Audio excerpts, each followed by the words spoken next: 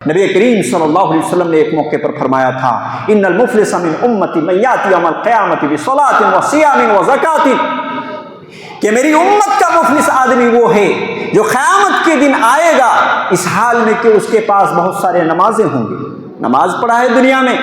بہت سارے روزے رکھا ہے، بہت سارے زکوٰۃ اور حج کے کام کیے ہیں،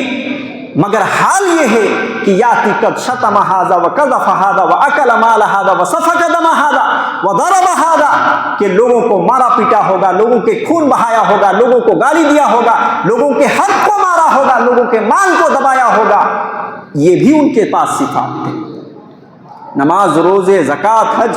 سارے اعمال میں اچھا تھا آدمی، مگر اس کی زندگی میں دوسرا پہلو اور دوسرے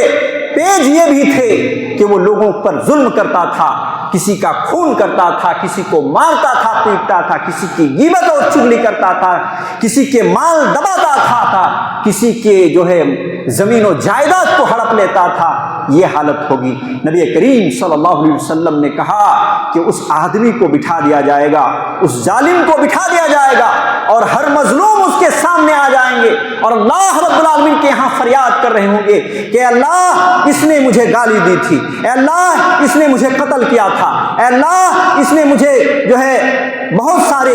زندگی میں ستایا تھا، اے اللہ اس نے میرے زمین کو اپنا زمین بنا لیا تھا، اے اللہ اس نے میرے اوپر ستم کیے تھے، ستم ڈھائے تھے۔ اور اس طریقے سے مظلوم اپنی اپنی شکایتیں اللہ رب العالمین کو سنائیں گے۔ اللہ رب العالمین کا حکم ہوگا اس آدمی کے لیے کہ اس کے ظلم کے بدلے میں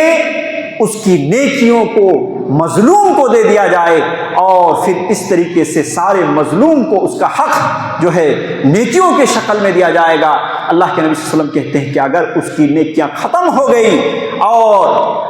مظلوم ابھی بھی باقی رہ گئے تو ہوگا کیا کہ مظلوم کے گناہوں کو اس کے بدلے میں اس آدمی کے اوپر وہ گناہ جو ہے ڈال دیا جائے گا، فطرحت ثم طرح فی النار، اور اس آدمی کو جہنم میں ڈال دیا جائے گا۔